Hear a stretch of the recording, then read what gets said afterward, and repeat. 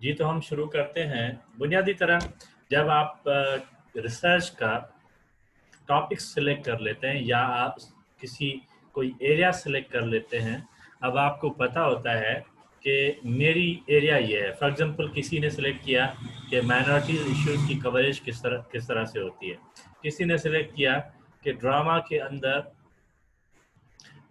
के अंदर किस तरह के थीम्स दिखाए जाते हैं। तो इस तरह से हर कोई जब अपना अपना मींस टॉपिक सिलेक्ट कर लेता है, तो उसके बाद सबसे इम्पॉर्टेंट चीज़ ये होती है, क्योंकि ये एक स्किल है, लिटरेचर रिव्यू। प्रॉप मींस इसको कहते हैं सिस्टमेटिक लिटरेचर रिव्यू। मींस आप अपने जिस मौजू के ऊपर, जिस टॉपिक के ऊपर, जिस सब्जेक्ट के ऊपर रिसर्च कर रहे हैं, उसके बारे में आपको पता होना चाहिए कि उसके मुतालिक कितना लिटरेचर पब्लिश हो चुका है। आया उसी टॉपिक के हवाले से कौन सी थ्योरीज हैं, कौन से मॉडल्स हैं, या कौन सी ऐसी पैराडाइम्स हैं रिसर्च की जो यूज़ होती रही हैं, मींस आप जिस एरिया के अंदर काम करना चाहते हैं। तो क्योंकि ये दौर जो है, पुराने ज़माने में अगर देखा जाए तो लोग लाइब्रेरीज का रुख करते थे। मींस लोग वहाँ फिर प्रैक्टिकल सेक्शंस के अंदर, रिसर्च जर्नल सेक्शंस के अंदर, या थीसिस सेक्शन के अंदर जाके, या बुक्स के अंदर जाके अपने टॉपिक्स के मुतालिक जाके वो लोग रिसर्च या स्टडीज़ देखते थे। लेकिन आज क्योंकि ये जो दौर है, ये सब चीज़ें ऑनलाइन हो चुकी हैं। बुक्स से लेकर रिसर्च जर्नल्स या पेडिकल्स या कोई और मटेरियल, या दुनिया की जितनी भी बड़ी यूनिवर्सिटीज़ हैं, उनके जो आर्काइव्स हैं या उनकी जो लाइब्रेरीज हैं, वो सब की सब ऑनलाइन है। इसके अलावा जो सबसे अहम मींस डेवलपमेंट है दुनिया के अंदर, सारी दुनिया के अंदर जितनी भी रिसर्च फील्ड्स हैं, उनके प्रॉपर डेटाबेसेस हैं। मींस हर जो फील्ड है उसके अलग से डेटाबेसेस हैं। जितनी भी दुनिया के अंदर रिसर्च इस वक्त पब्लिश हो रही है, मींस जो रिसर्च जर्नल्स के थ्रू थीसिस वगैरह सब चीज़ें कहीं ना कहीं वो इंडेक्स्ड है। मींस उन डेटाबेसेस के अंदर वो इंडेक्स्ड है। इंडेक्स का मकसद है कि वो डेटाबेस जब आप सर्च करेंगे तो उसी डेटाबेस से आपको मींस उसका लिंक मिलेगा या फुल आर्टिकल वहीं से मिलेगा। लेकिन अगर हम इस चीज़ को देखें तो मोस्टली जो रिसर्च होती है रिसर्च जर्नल्स के अंदर, या मींस थीसिस वगैरह जो यूनिवर्सिटीज़ के, उनका एक्सेस, ऑनलाइन एक्सेस थोड़ा सा मुश्किल होता है। आप अगर दुनिया की किसी अच्छी यूनिवर्सिटी के अंदर होते हैं तो वो यूनिवर्सिटीज़ इन रिसर्च डेटाबेसेस के मींस एक्सेस परचेज करते हैं, क्योंकि परचेज करते हैं, या फिर डिफरेंट ऑनलाइन जर्नल्स हैं या ऑनलाइन पब्लिकेशंस हैं, उनका मींस जो एक्सेस है वो परचेज किया जाता है। ये डॉलर्स में, ये हज़ारों डॉलर्स का खेल होता है, ये डॉलर्स में परचेज किया जाता है। तो मैं आज आपको सिखाऊंगा, बुनियादी तरह आपको सिखाऊंगा कि किस तरह से आप अपने टॉपिक के मुतालिक लिटरेचर सर्च कर सकते हैं। तो बुनियादी चीज़ जो हम यूज़ करते हैं, हम आप सब लोग, रिसर्च के अंदर जो बुनियादी चीज़ यूज़ होती है वो होती है गूगल। अगर आप मीन्स गूगल, क्योंकि हर चीज़ के जो मोस्टली चीज़ों के लिंक्स आपको गूगल से मिल जाते हैं। आप जैसे ही सर्च करते हैं गूगल के अंदर, कीवर्ड्स लिखते हैं अपने टॉपिक्स के हवाले से, तो बहुत सारी चीज़ें आपके पास आ जाती हैं। मीन्स थाउजेंड्स के अंदर सर्च आ जाती है आपके यहाँ। तो मैं पहले आपको सिखाता हूँ कि कौन कौन सी ऐसी चीज़ें हैं जो आपके काम की चीज़ें हैं, जहाँ आप जा सकते हो। मीन्स तो अगर आप गूगल के अंदर लिखेंगे, फॉर एग्जांपल हम लिखते हैं मीडिया कवरेज ऑफ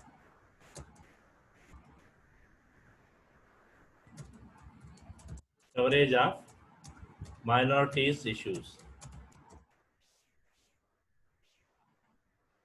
ठीक है। इसको आप जर्नल करें या स्पेसिफिकली पाकिस्तान के हवाले से देखना चाहें तो आपको पता चल जाएगा, गूगल आपको बता देगी कि इसी हवाले से कोई बुक, कोई रिसर्च आर्टिकल, कोई न्यूज़पेपर आर्टिकल, इस तरह से कोई चीज़ ऐसी है कोई मिल सकती है। तो गूगल हमने हमें बताया कि रिसर्च इसी मौजू के ऊपर पहले भी रिसर्च हो चुकी है पाकिस्तान के हवाले से। एक आर्टिकल है जो आपको रिसर्च गेट पे मिल रहा है, एक coverage of minorities issues in the Pakistani electronic media, means ये 2019 के अंदर एक रिलेवेंट आर्टिकल पब्लिश किया गया है। ये तो बुनियादी आग गूगल तो हर किसी को सर्च करने आता है, लेकिन बहुत सारी ऐसी ऑथेंटिक चीज़ें आपको गूगल से भी नहीं मिलती। तो हम कहाँ जाते हैं? इसी तरह की एक और चीज़ है, गूगल से रिलेटेड ही चीज़ है, जिसको बोलते हैं गूगल स्कॉलर। अगर आप न्यू रिसर्चर हैं तो गूगल स्कॉलर एक ऐसा डेटाबेस है, ऑनलाइन डेटाबेस है, जो आपकी हेल्प करता है। ये आप देखते, आपको नज़र आ रहा होगा कि ये गूगल स्कॉलर है। ये जो न्यू रिसर्चर्स हैं उनके लिए ये बड़े काम की चीज़ होती है, गूगल स्कॉलर। गूगल स्कॉलर आप जैसे ही खोलेंगे तो गूगल की तरह एक सर्च इंजन आपको नज़र आएगा, गूगल की तरह ही बिल्कुल। अब अगर इसमें आप लिखेंगे तो इसके अंदर books, thesis, research journals, means जो भी इस तरह की पब्लिकेशंस हैं उनमें जो आर्टिकल्स या थीसिस वगैरह पब्लिश हुए होंगे उनके सारे लिंक्स आपके पास आ जाएंगे। फॉर एग्जांपल हम अगर इसमें लिखते हैं media coverage of minorities issues, आप इसको इंटर करते हैं तो आपको बहुत सारे मीन्स मटेरियल आपको नीचे नज़र आ रहा होगा। Black racial stereotypes and victim blaming implications for media coverage and criminal proceedings in cases of police violence against racial ethnic minorities। चले हम इसको स्पेसिफिक करते हैं पाकिस्तान के हवाले से।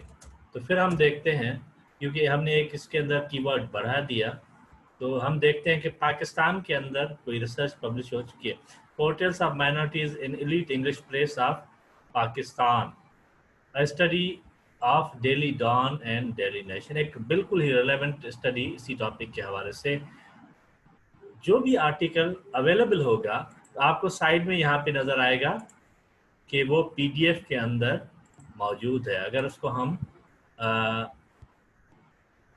ओपन करेंगे पीडीएफ को तो वो आपका पीडीएफ खुल जाएगा। लेकिन बहुत सारे आर्टिकल्स, अगर आप नीचे जाएं तो बहुत सारे आर्टिकल्स ऐसे भी होंगे जिनका आपको नहीं होगा। फॉर एग्जांपल एक ये आर्टिकल है, अगर आप इसको देख सकते हैं तो coverage of political issues in minorities press of Pakistan 2013 के अंदर ये मीन्स आर्टिकल है जिसका एक्सेस नहीं है। फॉर एग्जांपल हमने पहला जो आर्टिकल था उसको हमने खोला तो वो पीडीएफ के अंदर खुल गया, लेकिन ये आर्टिकल आपको मीन्स नहीं खुल रहा, क्योंकि अगर इसके आप इसको ओपन करेंगे तो पता चलेगा कि ये पेड आर्टिकल है, मीन्स इसका आपको एक्सेस नहीं है।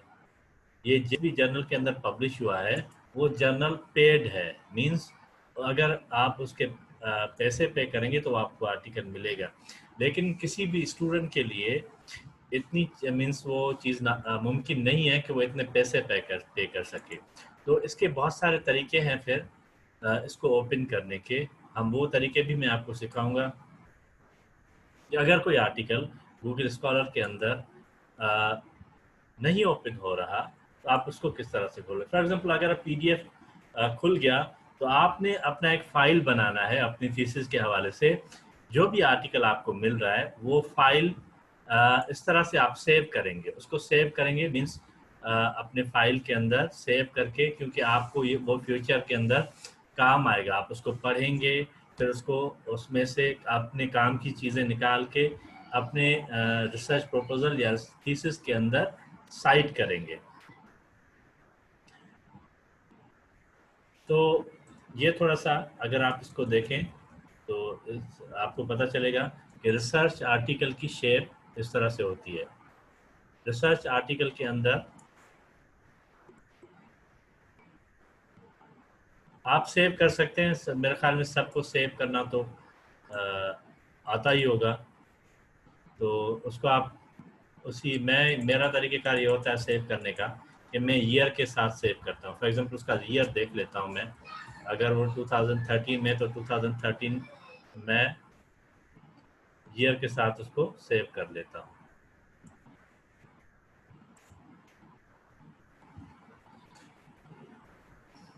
तो ये था वो आर्टिकल्स जिस आर्टिकल का मींस आपको एक्सेस है, लेकिन वो आर्टिकल्स जो जिनका एक्सेस नहीं होता वो किस तरह से आप डाउनलोड कर सकते हैं।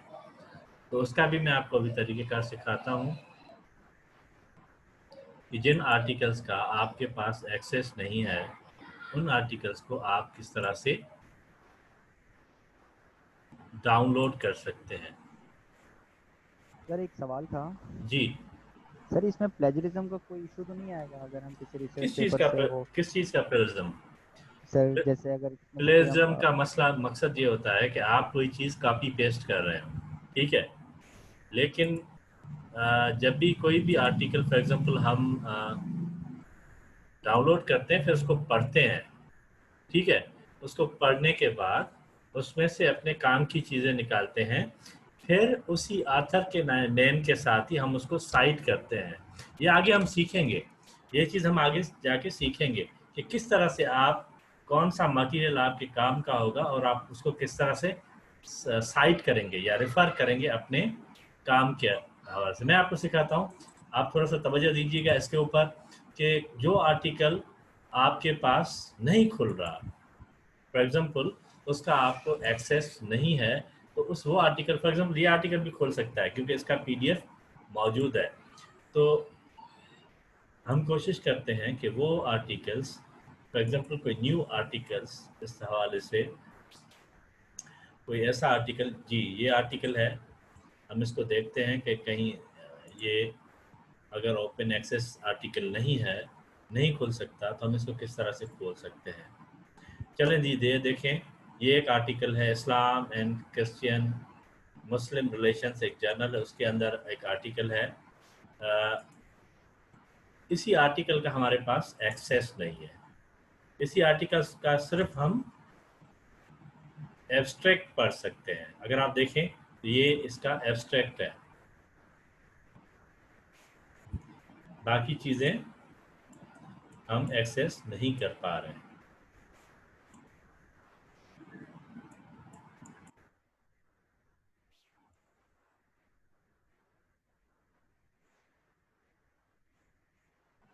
तो वो किस तरह से खोलेंगे हम, आप एक दूसरा लिंक खोलेंगे, आर्टिकल के अंदर, किसी भी आर्टिकल के अंदर कौन सी इंपॉर्टेंट चीज़ें होती हैं जो उस आर्टिकल की आइडेंटिफिकेशन करती हैं।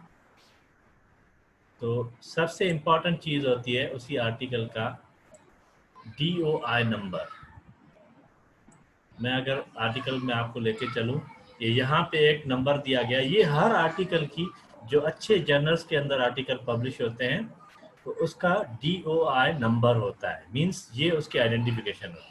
आप जितने भी आर्टिकल, रिसर्च आर्टिकल्स देखेंगे तो ये 10 पॉइंट्स से शुरू होगा, फिर इसके जितने भी नंबर्स हैं या इसकी जितनी भी आइडेंटिफिकेशन है वो डिफरेंट होगी। तो इसको हम क्या करेंगे, ये ऊपर लिंक के अंदर भी आपको DOI नंबर यहाँ पे दिया गया है, इसी को हम करेंगे कॉपी। फिर एक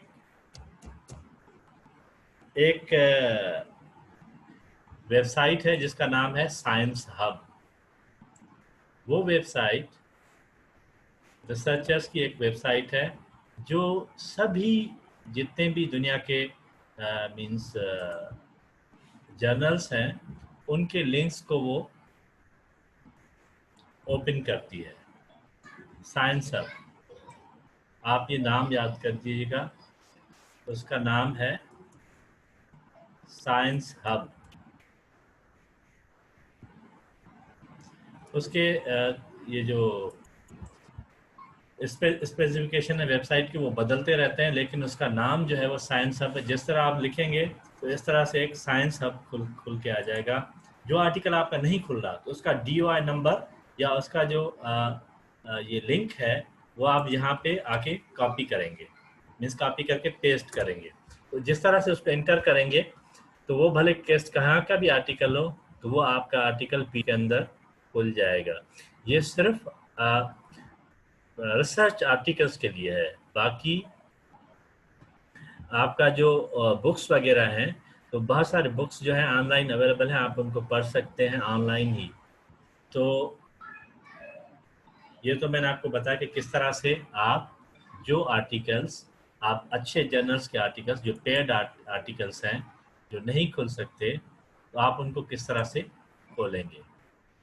तो ये आर्टिकल हमारा खुल गया, इसको हम अब सिमिलरली सेम वे के साथ इसको सेव कर सकते हैं। अगर मैं आपको दिखा सकूं तो ये आर्टिकल क्यों नहीं खुल रहा, उसकी वजह यह है कि ये पेड आर्टिकल है, मीन्स इसकी कोई पेमेंट होगी, इसका हमें एक्सेस नहीं है। अगर हम इसको किसी यूनिवर्सिटी से खोलेंगे उसके डिजिटल लाइब्रेरी से तो हो सकता है कि वो खुल जाए, क्योंकि यूनिवर्सिटीज़ के पास इन जर्नल्स का एक्सेस होता है। हम क्योंकि स्टूडेंट्स ये अफोर्ड नहीं कर सकते तो ये हमारे पास नहीं खुल सकता। तो अगर इसके हम एक्सेस को चेक करेंगे तो हमें पता चलेगा इसकी कीमत क्या है, इसी आर्टिकल की कितनी कीमत होगी।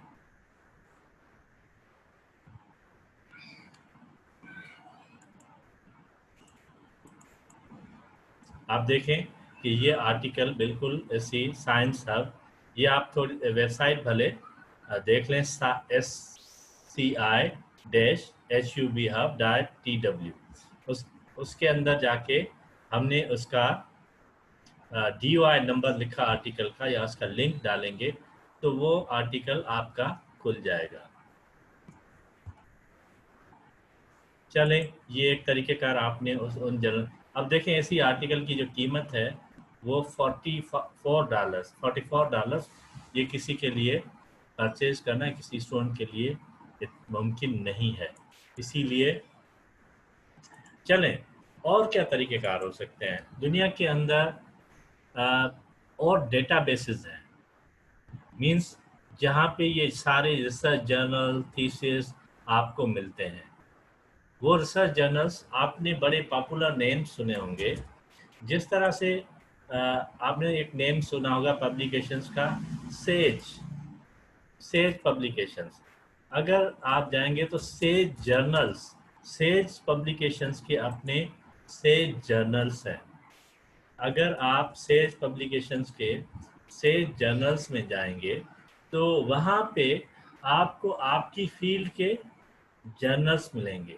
जितने भी जर्नल्स मीडिया के हवाले से या जर्नलिज्म के हवाले से, कम्युनिकेशन के हवाले से सेज पब्लिकेशन के अंदर पब्लिश होते होंगे तो वही जर्नल यहाँ पे इंडेक्स्ड होंगे सेज जर्नल्स में। तो सेज जर्नल्स के अंदर यहाँ आप आएंगे तो अपने जर्नल का नाम लिखेंगे या लिस्ट देखेंगे आप जर्नल्स की, तो फिर आपको वो सारी, फॉर एग्जांपल यहाँ पे सोशल साइंसेज एंड ह्यूमैनिटीज़, क्योंकि हमारे जर्नल्स जो हैं मीडिया एंड कम्युनिकेशन के जर्नल्स वो सोशल साइंसेज एंड ह्यूमैनिटीज़ के आते अंदर, मीन्स उसके अंदर आते हैं। तो वह यहाँ पे आपको जर्नल, फॉर एग्जांपल अगर हम कोई जर्नल देखना चाहें जर्नलिज्म के हवाले से तो यहाँ पे हमें पता चल जाएगा कि हमारी फील्ड का कौन सा ऐसा जर्नल है। या फिर अगर हम आर्टिकल सर्च करना चाहें अपने मौजू के हवाले से तो मिसाल के तौर पे आप, हम दोबारा से media coverage of minorities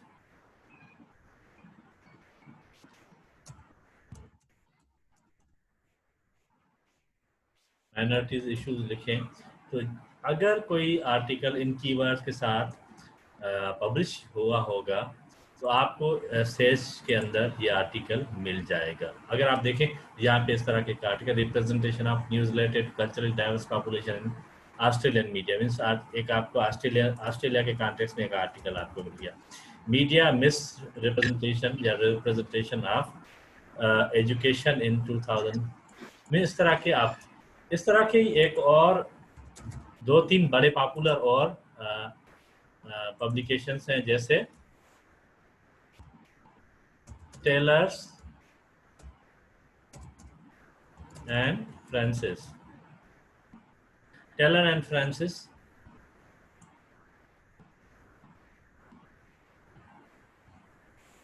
Taylor and Francis के अलग एक डेटाबेस है जो उसके जर्नल्स हैं। मीन्स उसके अंदर जितने भी जर्नल्स आएंगे वो टेलर्स एंड फ्रांसिस के अंदर आएंगे। सेम तरीक़ेकार है, आप या तो इसके अंदर जर्नल जर्नल सर्च करें कि कौन से जर्नल आपके फील्ड के हैं जो टेलर्स एंड फ्रांसिस के अंदर पब्लिश हो रहे हैं, या फिर आप आर्टिकल्स का जो कीवर्ड्स हैं वो यहाँ पे डालें, तो आपको वो सारे आर्टिकल्स टेलर्स एंड फ्रांसिस के अंदर जितने पब्लिश हुए होंगे उन कीवर्ड्स के साथ वो सब के सब आर्टिकल आ जाएंगे। फिर आप उनमें से अपने काम के आर्टिकल सिलेक्ट कर सकते हैं। तो ये तो 3-4, इसके अलावा और भी हैं, जिस तरह से साइंस डायरेक्ट के नाम से एक डेटाबेस है, साइंस डायरेक्ट। ये भी सेम काम करता है। मीन्स अगर आप कीवर्ड्स डाल के यहाँ आपसे पूछेगा कि आपको सर्च क्या करना है, कीवर्ड्स आप अपने टॉपिक के, या ऑथर नेम, किसी पर्टिकुलर ऑथर का आप कोई, या बुक नेम टाइटल, या किसी जर्नल का टाइटल आप सर्च करना चाहते हैं, उसका वॉल्यूम नंबर, इशू नंबर या पेज नंबर से आप डालेंगे तो यहाँ पे आ जाएगा। लेकिन आप जर्नल अगर सर्च करना चाहें तो इसके अंदर बहुत ही सिंपल है।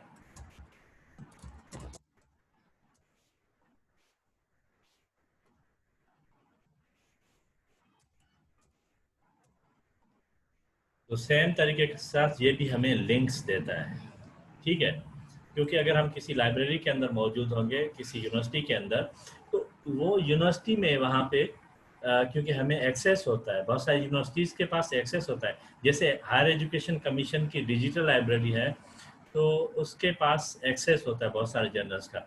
यहाँ पे अगर आप देखें तो ये जर्नल्स के जो हमने इसके अंदर कीवर्ड्स डाले थे, उस कीवर्ड्स को उसने हाईलाइट किया है। Media messages and attitudes towards Muslim and ethnic minorities, framing systematic traffic virus, media coverage of Dutch traffic crashes.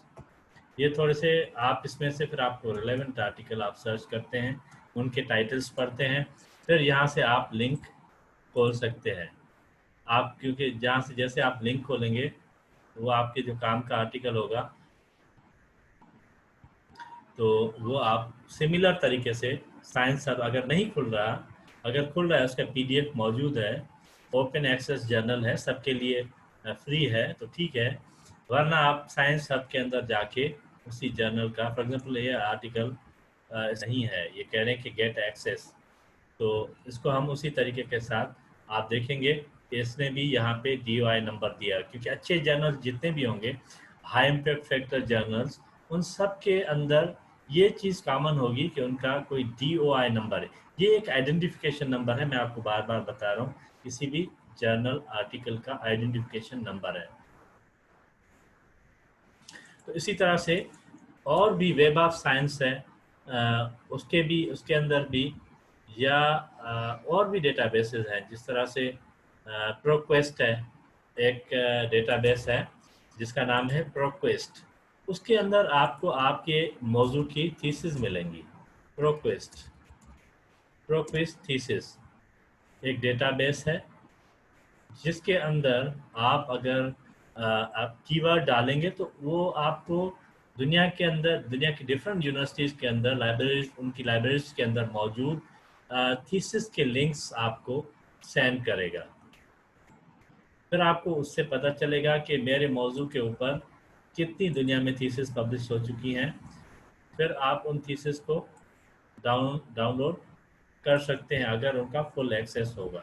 लेकिन अगर फुल एक्सेस नहीं है तो आप एक ओवरव्यू भी ले सकते हैं, क्योंकि बहुत सारे थीसिस के जो इनिशियल चैप्टर्स हैं उनमें से कुछ पेजेस वहाँ मौजूद होते हैं, जैसे थीसिस का एब्स्ट्रैक्ट वगैरह। इस तरह से बुनियादी तरह से आप लिटरेचर सर्च कर सकते हैं। अब बहुत सारे आपके दोस्तों के माइंड में एक क्वेश्चन होगा, तो हम ये लिटरेचर सर्च तो कर लें, लेकिन ये लिटरेचर पढ़ें कैसे? मीन्स अपने आर्टिकल के अंदर इसको सर्च, इसको साइट कैसे करें, इसको रेफर कैसे करें? तो मैं आपको बताता चलूं कि हम जितने भी आर्टिकल्स मीन्स रिलेवेंट आर्टिकल्स जो हैं वो अगर डाउनलोड करते हैं, तो ये मुमकिन नहीं है कि वो सारे के सारे आर्टिकल्स हमारे काम के हों। हम उनमें से जो अपना आर्गुमेंट हम डेवलप करते हैं उसको स्ट्रांग बनाने के लिए वहाँ से पॉजिटिव चीज़ें लेते हैं। कभी-कभी हम उनके जो बनाए हुए, फॉर एग्जांपल इंट्रोडक्शन के अंदर बहुत सारी ऐसी चीज़ें हैं जो हम लेना चाहते हैं। कभी-कभी उनके जो रिसर्च क्वेश्चंस हैं, रिसर्च ऑब्जेक्टिव्स हैं, हम वो लेना चाहते हैं। कभी-कभी हम कोशिश करते हैं कि हम और बहुत सारी चीज़ें जो हैं उसमें से, फॉर एग्जांपल मैं आपको अब लेके चलता हूँ एक आर्टिकल के अंदर। आर्टिकल की स्ट्रक्चर क्या होती है जब आप, क्योंकि आपकी थीसिस के अंदर या आपके रिसर्च प्रपोजल के अंदर सबसे इम्पोर्टेंट चीज़ जो है वो एक रिसर्च आर्टिकल होता है। तो आप रिसर्च आर्टिकल को पढ़ेंगे कैसे? तो रिसर्च आर्टिकल की जो शेप होगी वो आपको इस तरह से मिलेगी। पहले उसका जर्नल का नाम लिखा होगा, मीडिया एंड कम्युनिकेशन, फिर उसका वॉल्यूम नंबर 8 है, इशू नंबर 1 है, पेजेस भी उसमें होंगे, फिर उसका DOI नंबर भी लिखा होगा। फिर आप आएंगे तो आर्टिकल का टाइटल होगा, जिस तरह इस आर्टिकल का टाइटल है reporting in conflict zones in Pakistan, risk and challenges for fixers. तो फिर आथर का नेम होगा कि किस आथर ने ये आर्टिकल लिखा हुआ है। जब आप नीचे आएंगे तो एक बड़ी इंपॉर्टेंट चीज़ आपको यहाँ आर्टिकल के अंदर मिलेगी, जिसको पढ़ के आपको पता चलेगा कि आया ये आर्टिकल मेरी रिसर्च प्रपोजल के अंदर या थीसिस के अंदर मैं इसको यूटिलाइज कर सकता हूँ, यूज़ कर सकता हूँ या नहीं। तो ये एक एब्स्ट्रैक्ट है। हर आर्टिकल के अंदर आपको ये एब्स्ट्रैक्ट मिलेगा। ये एक समरी है पूरे आर्टिकल के अंदर, जिसमें आपको एक दो पैराग्राफ इंट्रोडक्टरी, आपके उसी आर्टिकल के अंदर जो रिसर्च की है उसका एम या ऑब्जेक्टिव, फिर उसके अंदर यूज़ किया हुआ मेथड, उसके अंदर यूज़ की सैम्पलिंग टेक्निक और डेटा कलेक्शन प्रोसेस, और उसके अलावा उसकी जो फाइंडिंग्स हैं या उसकी जो रिकमेंडेशंस हैं, वो सब की सब चीज़ें इस समरी के अंदर आपको मिलेंगी। तो अगर आप इसको पढ़ लेंगे तो आपको पूरे आर्टिकल का एक ओवरव्यू मिल जाएगा। लेकिन लाज़मी नहीं है कि इस एब्स्ट्रैक्ट के अंदर वो सब चीज़ें मौजूद हैं। तो फिर आप आते हैं, इसी आर्टिकल का एक इंट्रोडक्शन होता है। हर आर्टिकल का, अगर आप में से कोई भी अपनी रिसर्च प्रपोजल का इंट्रोडक्शन लिखना चाहे, तो इन आर्टिकल्स के अंदर भी सेम मींस प्रोसीजर अडॉप्ट किया होता है। उनके अंदर इंट्रोडक्शन होता है या बैकग्राउंड ऑफ द स्टडी होता है। तो आप यहाँ से भी इंसाइट्स ले सकते हैं। उसके बाद आप देख सकते हैं कि इसके अंदर रिसर्च क्वेश्चंस दिए गए हैं, और उसके बाद आप जब नीचे जाएंगे तो आपको एक इसका मेथड भी मिलेगा। इन सब चीज़ों को पढ़ के, इसके मेथड जिसने यूज़ किया, इन डेप्थ इंटरव्यूज, तो मेथड के अंदर सब टेक्निक्स वगैरह जिसने उसने यूज़ की होंगी वो वहाँ पे बयान होंगी, मीन्स बहुत ही डिटेल के अंदर। फिर उसके बाद फाइंडिंग्स या उसके रिजल्ट्स, ये जो इस आर्टिकल के अंदर दिए गए हैं।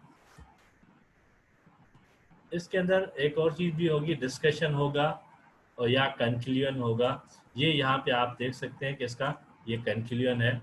तो अगर आप किसी भी आर्टिकल के बारे में पढ़ना चाहें तो उसकी बहुत इंपॉर्टेंट चीज़ें जो होती हैं, एक तो आप इंट्रोडक्शन लाजमी पढ़ते हैं, फिर उसका जो लिटरेचर भी वो पढ़ते हैं, मेथडोलॉजी पढ़ते हैं। अगर आप क्योंकि अर्ली स्टेज पे हैं, फाइंडिंग्स में ना जाएं तो ठीक है, फाइंडिंग्स ना पढ़ें। लेकिन हर आर्टिकल का एंड में इंट्रोडक्शन पढ़ना लाजमी होता है, मीन्स कंक्लूजन पढ़ना लाजमी होता है एंड में।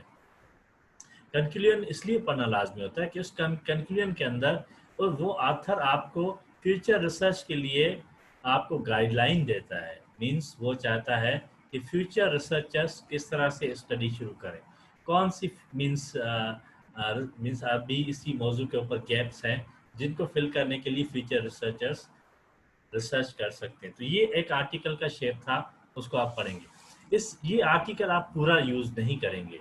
इस आर्टिकल में से कभी कभी हम छोटी छोटी चीजें अपना जो आर्ग्यूमेंट बना रहे होते हैं अपने रिसर्च प्रपोजल के अंदर, तो वो हम यहाँ से साइट करते हैं। फिर नेक्स्ट लेक्चर के अंदर हम सीखेंगे कि किस तरह से हम काम करते वक्त दूसरे आथर्स को साइट करते हैं, कौन से ऐसे वर्ड्स हैं ये वो यूज करते हैं, और कहाँ कहाँ पे हमें साइट करना चाहिए। जहाँ पे भी कोई भी हम क्लेम करते हैं कि जिसका कोई फैक्ट्स फिगर देते हैं, तो वहाँ पे हमें साइट करना लाजमी होता है। रिसर्च के अंदर, एकेडमिक राइटिंग के अंदर आपके हर पैराग्राफ के अंदर एक दो रेफरेंसेस मींस रिसर्च के हवाले देना लाजमी होता है। अगर आप रिसर्च का हवाला नहीं देंगे तो आप जो आर्ग्यूमेंट कर रहे हैं वो आपका आर्ग्यूमेंट इतना स्ट्रांग नहीं होता। इसीलिए आपको लिटरेचर रिव्यू करने की ज़रूरत होती है, क्योंकि आप देखें कि आपकी फील्ड के अंदर जितनी भी रिसर्च हो चुकी हैं वो किस तरह की रिसर्च है, और किन आथर्स ने रिसर्च की है, किन कंट्रीज में रिसर्च हुई है, और कौन कौन से मौजूद पे रिसर्च हो चुकी है। और आप अगर रिसर्च करना चाहें तो आपको वो लिटरेचर किस तरह से गाइड करता है। तो आज का हमारा ये लेक्चर था। इसके हवाले से अगर आप में